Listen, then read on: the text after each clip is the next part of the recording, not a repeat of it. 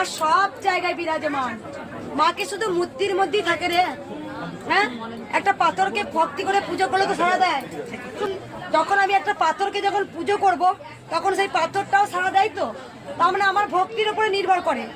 এটা নয় যে আমার মূর্তির দিকেই তাকিয়ে থাকাবে। ওরে বড় মা কি বড় মার মধ্যেই আছে মূর্তিটার ভেতরে? হ্যাঁ, বড় মার মূর্তি কেউ অরিজিনাল জানো? কেউ করো জানো? কেউ বড় মার মূর্তি অরিজিনাল কেউ জানো? বড় মার রূপ কি কেউ অরিজিনাল দেখতে পেয়েছে? একমাত্র বামা ক্যাপা ছাড়া। হ্যাঁ, পরমংস দেব ছাড়া কে ভবতারিণী রূপ দেখতে পেরেছে? হ্যাঁ, তাহলে মা কি মূর্তির মধ্যে থাকে রে? যে মাকে মূর্তির সামনে প্রণাম করতে হবে? কেন ঘরে বসে মাকে ডাকা যায় না? না, মা যাবে না? হ্যাঁ, যে মূর্তির কাছে আমি ঘন্টার পর ঘন্টা দাঁড়িয়ে মনস্কামনা বলবো, যার ভক্তি আছে ঘরে বসে একটা নুড়িকে নিয়ে এসো পুজো করলেও সারা দেয়। বুঝতে পেরেছো? গোবিন্দ সব জায়গায় বিরাজমান, আমরাই ডাকার মতো ডাকতে পারি। এখানে ভগবান সব জায়গায় আছে।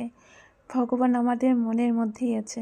মন থেকে ডাকো, দেখবে অবশ্যই শুনবে।